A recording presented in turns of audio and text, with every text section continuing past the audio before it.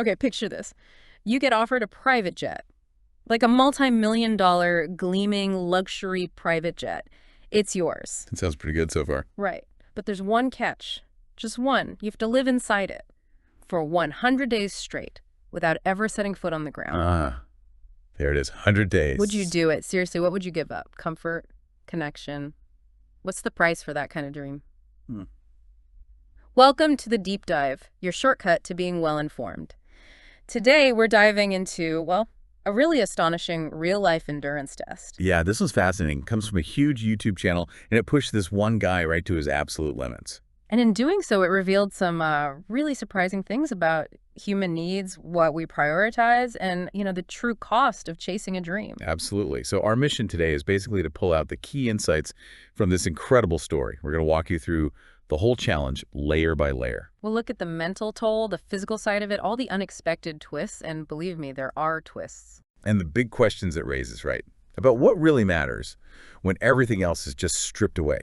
Comforts, family, everything. It's about more than just a plane, isn't it? It's resilience, value, what those things even mean. Exactly. So the source material for this deep dive, it's from Mr. Beast's YouTube channel, super popular stuff. Oh yeah, massive. It's specifically an excerpt from their video, Survive 100 Days Trapped in a Private Jet, Keep It. Catchy title. Right. And we're really zooming in on the journey of Armando. He's a pilot, and he's the guy at the center of this whole wild experiment.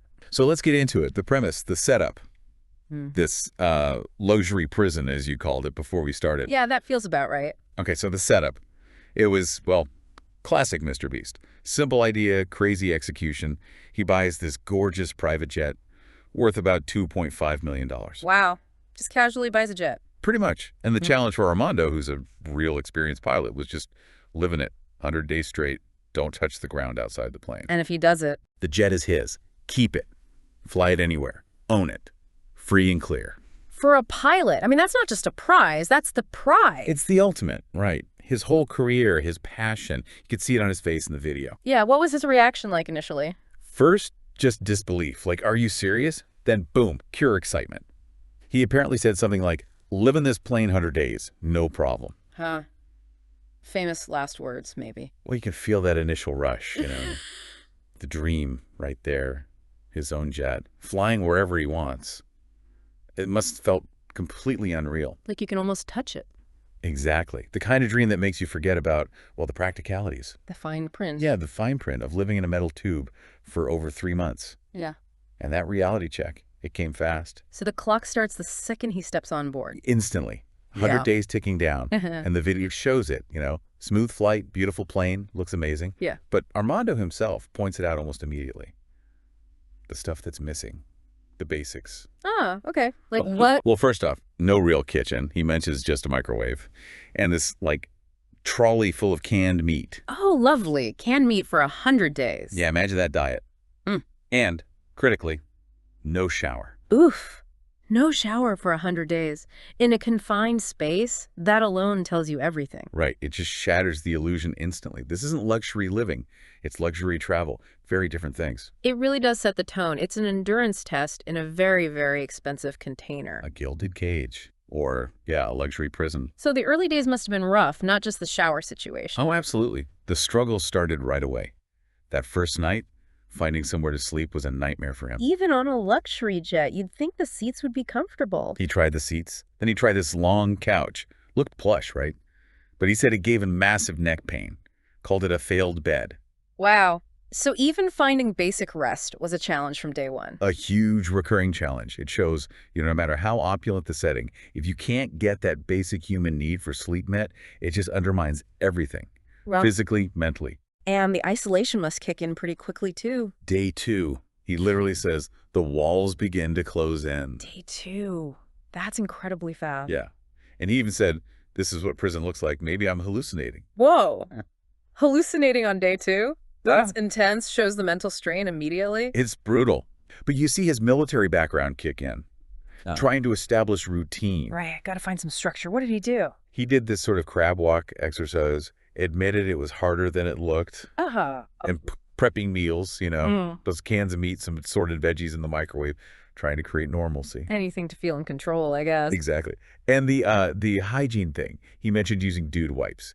Said he had to clean his pits thoroughly. Oh, man. The glamour. It's a small detail, but it says so much, doesn't it? It really does. This multi-million-dollar asset.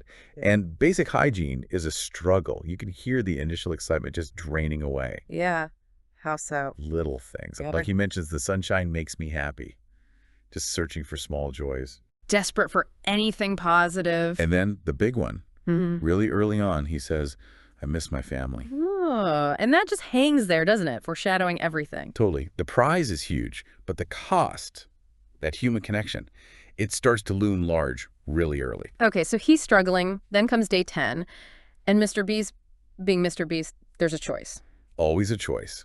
And this first one is a big test of priorities. He offers Armando a solution. Which is? Option A, coordinates to a runway where there's $50,000 cash waiting for him. 50 grand. Okay. Option B, an attachable, real working shower for the jet. Ah, the shower. After 10 days. It must look like heaven. Oh, yeah. And they showed it to him, emphasized how spacious it was. So it's comfort, desperately needed comfort, versus cold, hard cash. What would you even do? That's tough. It really is. But Armando thinks it through. And maybe surprisingly, he takes the cash. He takes the $50,000 over the shower. He does. And his reasoning is fascinating. It shows he's already thinking way ahead. He says he'd already done the math. Owning a private jet, even for just 3 months, it's expensive. Right. Hangar fees, insurance. Exactly. He calculated roughly $8,000 for hangar space, $10,000 for insurance, maybe $30,000 for maintenance. Adds up to around $48,000. So the 50K. Covers those initial costs. Moves keeping the plane actually possible if he wins it. He saw it as crucial to afford to keep it and make his family's dreams come true. Wow. Okay, so he's playing the long game from the absolute start, sacrificing immediate, desperate comfort for future viability. That's it. It sets the precedent. He's thinking about life after the 100 days. And Mr. Beast adds fuel to that fire, hinting Armando could be the channel's highest-earning winner ever. Ramping up the pressure, the financial stakes. Definitely. And then there's this funny moment where he gets the cash, this huge pile of bills, Yeah. and he has no idea where to put it on the plane. Consider sleeping on it. Jokes about the sweet smell of money. Huh. It just highlights the absurdity, right? Yeah. Swimming in cash, but trapped in a tube with no shower and nowhere to stash the money. Precisely. The paradox of his situation. So that cash creates its own weird problems. Day 11, what's he doing? His new weirdest mission, as he calls it, is literally organizing and repacking stacks of money to save space. He joked about feeling like the Wolf of Wall Street, right? Yeah, trying to find humor in it. But it's his constant battle with his environment, with the sheer stuff he has to manage. Money, canned food. It's his reality now. And he's also thinking, okay, if I win, do I sell it? Keep it. The prize itself creates more questions. It does. How did he seem to be coping mentally around this time? He talked about his military background, 22 years, said it gave him resilience. How did he put it? Something about the phases. Yeah, it was quite insightful. He said, you're always excited and happy to be there. Then you get used to your routine and you hate your life and choices. And then you start seeing the light at the end of the tunnel. Wow. That's a coping mechanism honed over decades. Compartmentalizing, focusing on the mission, the prize. Exactly. Finding control in the routine, even if the routine involves, crab walks and canned meat. Keeping his eye on that final day. Did he have any little comforts? Besides the dream of the jet? Small things. He mentioned liking the Feastables chocolate they gave him, like a little treat. Gotta have chocolate. And he used this simple task tracking system, little cards he moves, a small ritual, but maybe it helped him feel like he was progressing. Making the days feel less endless. But the sleep thing, did that get any better? No, that was relentless. He sounded genuinely pained. I don't know how to sleep without pain. Just awful. Tried the couch again, hoping, but nope. Just abdominal pain, a bad workout, just trying to rest. His body was clearly suffering. He must have been desperate by day 20. Absolutely. He explicitly said, I need a bed, was just pinning his hopes on the next offer. That lack of sleep was grinding him down. So, day 20. The next big offer, what was it? Mr. Beast brings out a custom-fit inflatable bed designed specifically for the plane, a direct answer to his suffering. Finally, relief. But there's an alternative. Of course. Let me guess. More money or something crazy. Something crazy and potentially worth a fortune. A mystery box. Somewhere else in the world.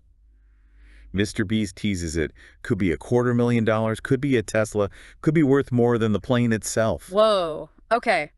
So sleep or a potentially massive life-changing mystery prize. That's a hell of a choice. Huge stakes. And after Armando chooses, Mr. Beast reveals the mystery box had a Lamborghini in it. A Lamborghini. He passed up a Lambo.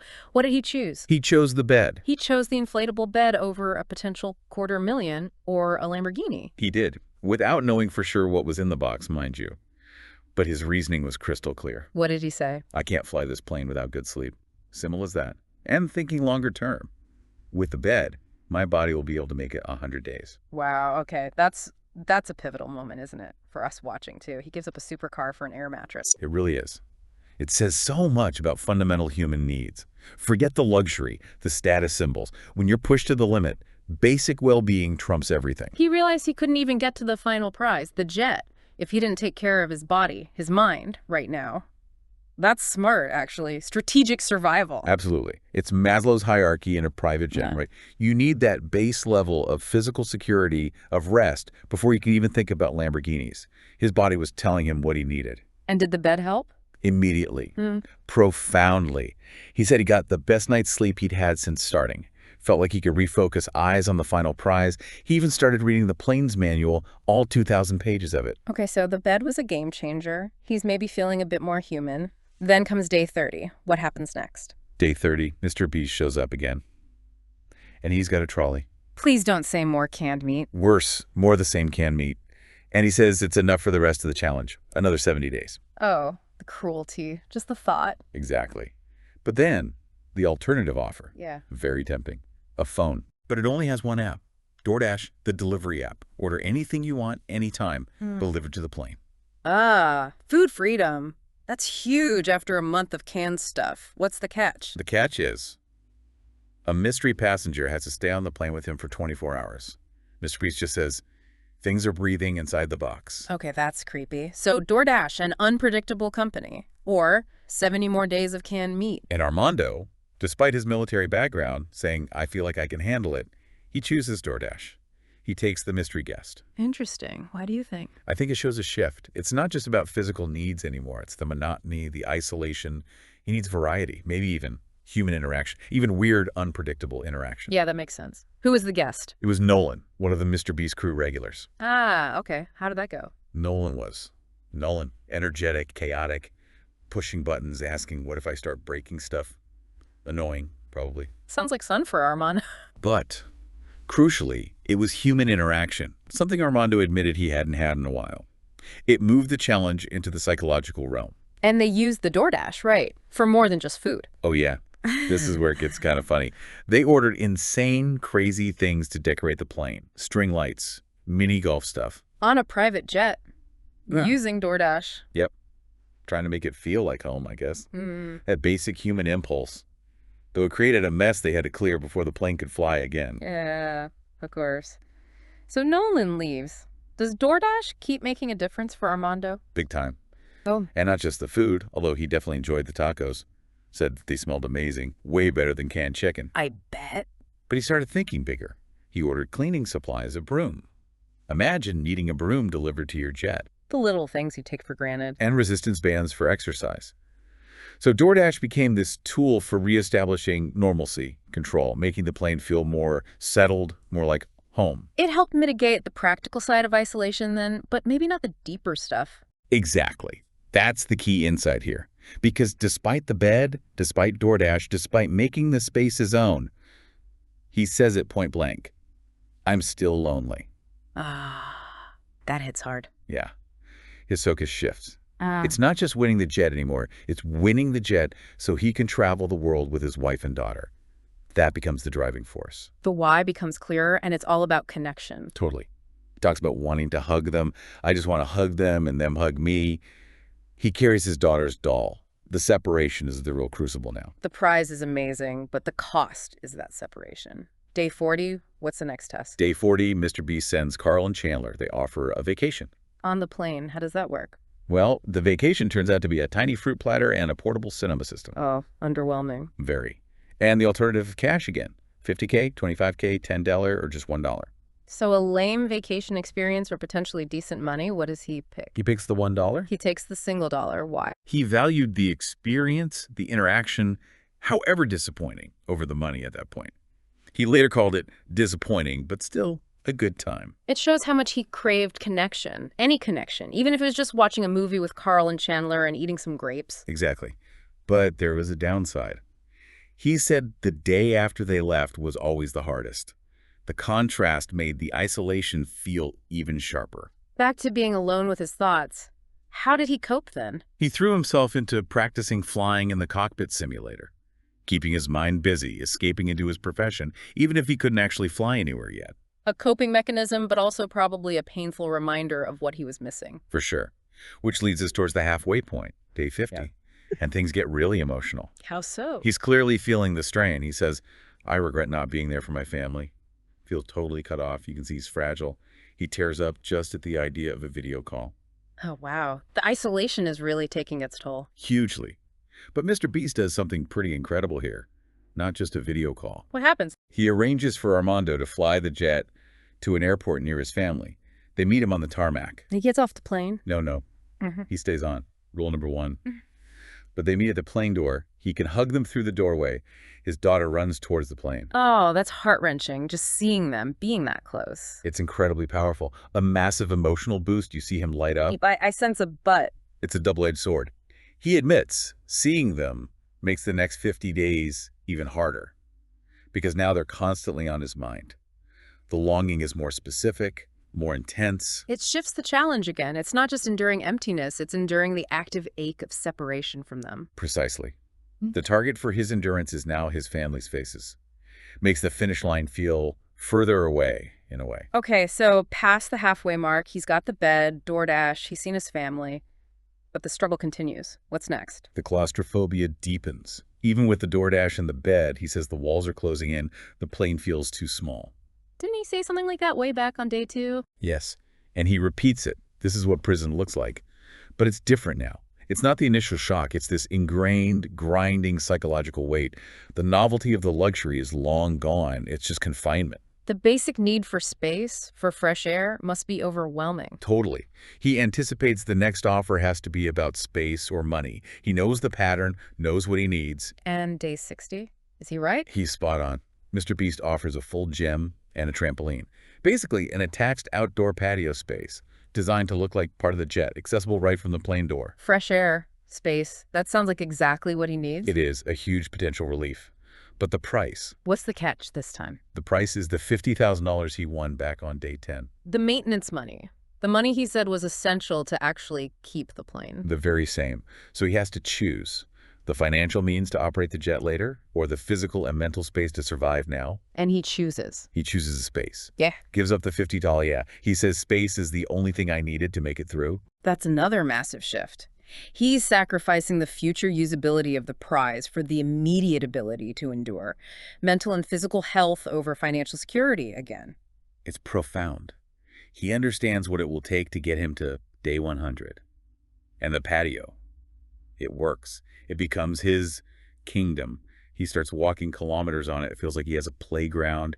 It gives him a huge boost. Freedom, even in a limited sense. Okay, so things are looking up, maybe. For a bit. But then comes a really tough stretch.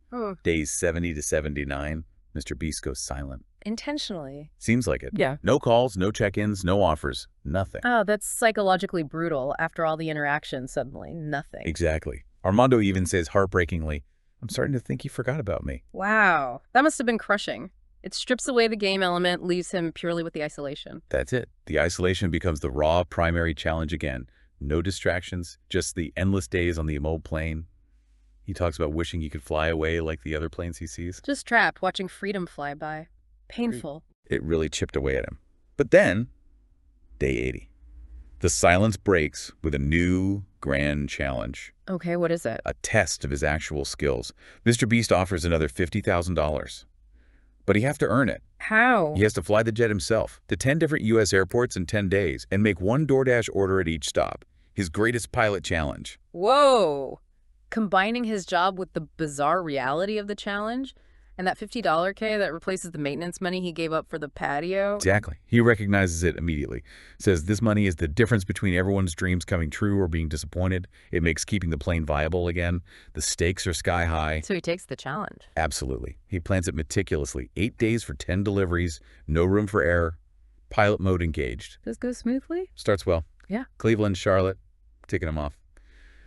Using Dash Pass to schedule deliveries, he's confident. It's Mr. Beast. There have to be problems. Oh, yeah. Mechanical issues. Landing gear trouble in Denver forces an overnight stay. Weather delays. Has to reroute from Oregon to Idaho, loses another day. The pressure must be immense. Clock ticking, money on the line. Definitely. With 3 stops left and only 3 days, he says he has no margin for error. Repeats how crucial this money is to operate the plane later. Does he make it? He does. Gets the final item, a Bluetooth headset, in Tampa, Florida, just in time. Earns the $50,000. Yes. Okay, that's huge. Validates his skill, secures the funding. He must feel amazing. A massive triumph. He's overcome so much. Which brings us to the final countdown. Days 91 to 100. He's almost there. He has the plane in his sights, the money to run it. What could possibly happen now? Day 100. The grand finale, Mr. Beast confirms. Armando wins the jet. He wins the cash he accumulated, $50 from the flying challenge. It's all his. He did it. BT, there's one final choice. The ultimate temptation. Oh, no. What now? Stay another 100 days on the plane for an extra $500,000. You have $1 million to do it all again. Exactly. Mr. Beast frames it as the money to fly this plane anywhere you want, anytime you want. Complete financial freedom to live the dream fully. Wow. That's a mind-bending offer after what he's just been through. Does he have to decide immediately? No, he gets 10 days to think about it. From day 90 to 99, and you see him agonize. I can only imagine what's going through his head. He weighs it all. He has the bed now, DoorDash, the patio. His family has support. He calculates what he could have had, the cash, the Lambo. This $500 K would truly cover everything. He starts dreaming about the trips, right? Italy, Japan. Yeah, the world tour with his family, Italy, Croatia, Tanzania, Poland, Mexico City, Buenos Aires, Santiago, Japan. It's all right there. But another 100 days.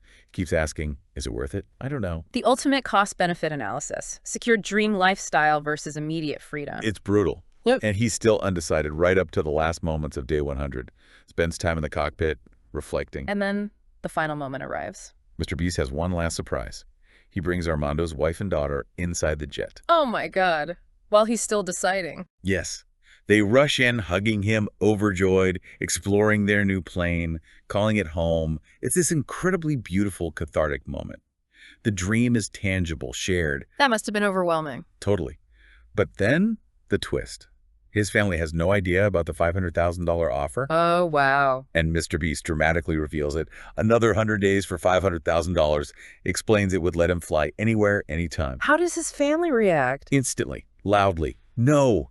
Say no. Yeah. Whatever it is, say no. You've been through enough. Oh, the pressure. A raw, emotional plea from them right at the moment of decision. It's intense. And Armando steps forward, makes his choice. Yeah, he chooses. He chooses to get off the plane. Yeah. He ends the challenge, takes the jet, the $50 K he earned flying, but turns down the extra $500,000. He chooses family, immediate freedom, reunion over the guaranteed financial freedom to fly anywhere. He does. It's such a powerful statement. The deeds are transferred.